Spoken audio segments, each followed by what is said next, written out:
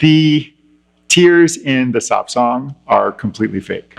Olivette sings that she will obey her father's demand that she marry the elderly sea captain de Merrimack, but the audience knows she already has a plan to secretly marry her lover Valentine. Like other female leads in the works of Audran and also his predecessor Jacques Offenbach, Olivette is clever, she's outspoken, she's self-possessed. The plots validate women's agency, their desires, including their sexual desires.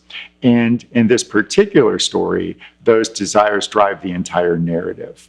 If we look at Torpedo and the Whale, we see that the agency of the female characters coexists with the sexualization of the actresses' bodies. The Marriage of Olivette is typical in the ridiculous excuse provided to put women in men's clothes to show their legs. The character of Olivette may be in charge, but it's also true that she was created for the male gaze.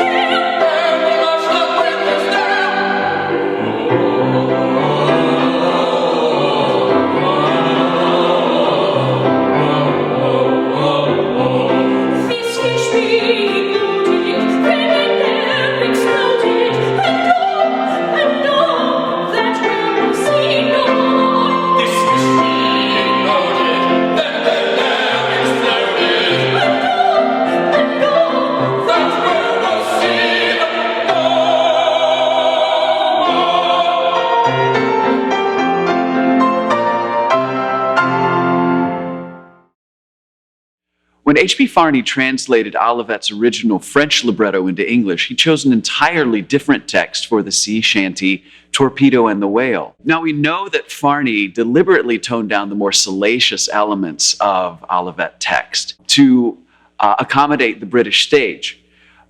But here in Torpedo and the Whale, he seems to have relied on good old-fashioned double entendre to still titillate the audience a little bit. Now, for singers such as Lillian Russell, this presents some issues vocally. Composers were very attentive to where they actually combined musical moments with particular words or phrases. And as you might imagine, when the translation is entirely different, singers like Russell would find themselves having to maybe sing a happy word or a phrase over top of a stressful chord or a musical sentence. Audran wrote Torpedo and the Whale in the popular gallop style, which was a simple, upbeat folk dance with 2 beats per measure. Considered a rather sensual dance for the time, the gallop was a dance in which the man would put his arm around the woman's waist, take her right hand in his left hand, and the two would basically romp or gallop around the ballroom in a more or less pre-programmed dance style. In the quaint and in mystic moonlight and shade on the sward, love now intertwining. Oh, come and the legend with me by the stars be divining what fate ours may be. Oh, my true love, if still love's watch keeping, wait I till morning light. Darling, good night, darling, good night.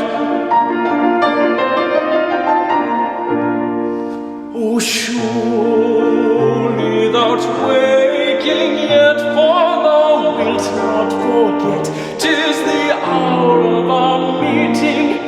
One rapturous moment be mine, heart to heart, though thou beating thine forever thine. But my true love, if thou art sleeping, still love's watch keeping, wait I till morning light. Darling, good night, darling,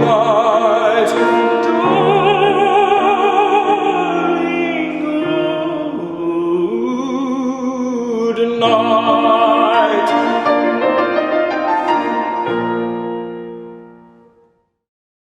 The Marriage of Olivette is a sex comedy. In Darling Goodnight, Valentine is not wishing Olivette a good night's sleep. The goal of the serenade is to wake her up and get an invitation to climb in her bedroom window. The original French version was incredibly risque. And the challenge for touring productions like the Wilbur Opera Company in late 19th century America was predicting the sensibilities of local audiences and adjusting the performance accordingly. It's class tension that defined popular culture in this period. Overt sexual displays offended middle-class moralists. But this is exactly what elite men and also ethnic working class audiences liked about operetta in the first place. The Duc des Ifs is a queer-coded character, and newspaper reviews invariably talked about his flamboyance and effeminacy. In fact, part of the humor of his ludicrous plots to either marry or kidnap the Countess Beteiled is his complete lack of sexual interest in her. It is just his latest ruse to get out of a jam, which is what he sings in Bob Up Serenely.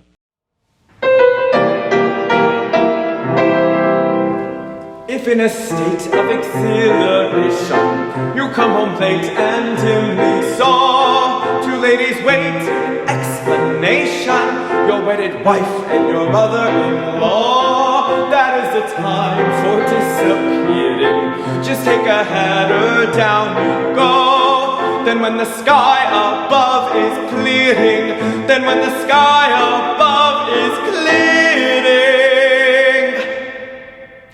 bob up serenely, bob up serenely, bob up serenely from below.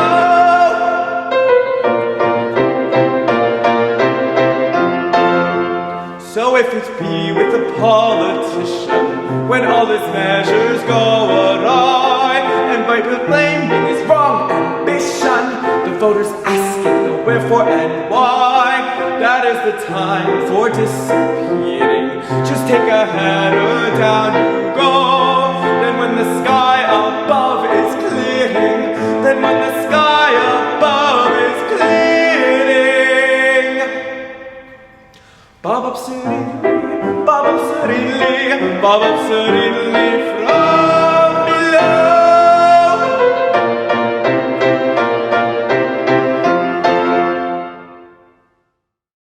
First Love was also referred to as valse song or waltz song.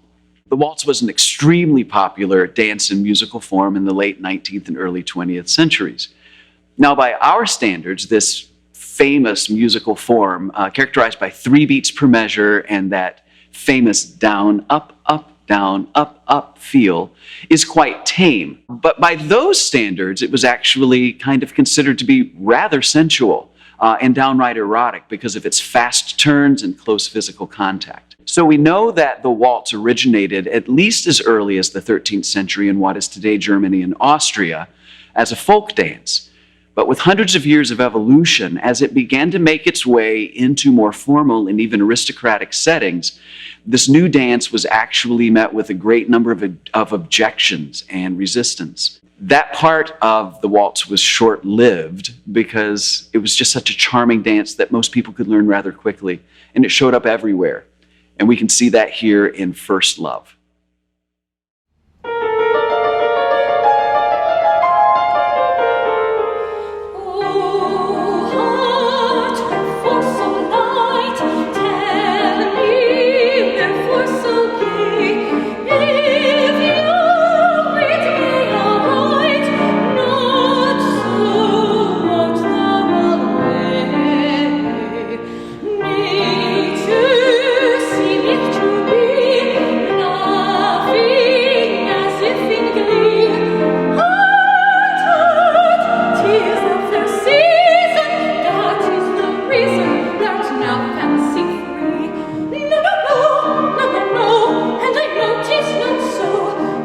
Is the sky, then it did.